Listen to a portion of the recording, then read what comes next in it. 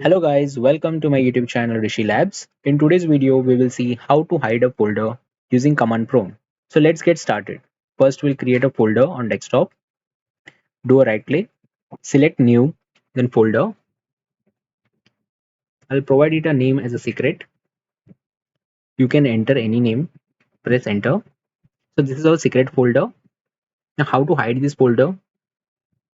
Enter, click on Windows, in search type CMD, click on run as administrator.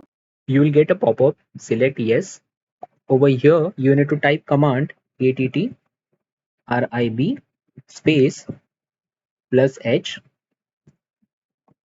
plus s space and double quotes.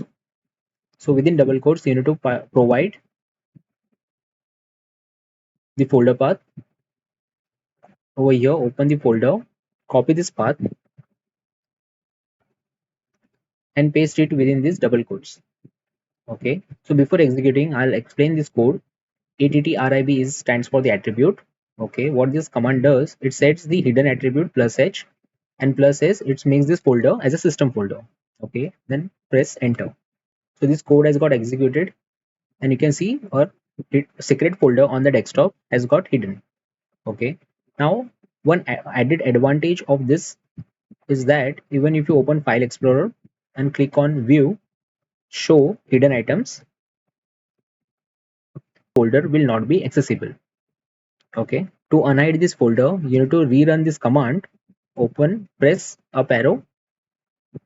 Okay. Instead of plus H, make this minus H and minus S sign. Okay. Then press enter.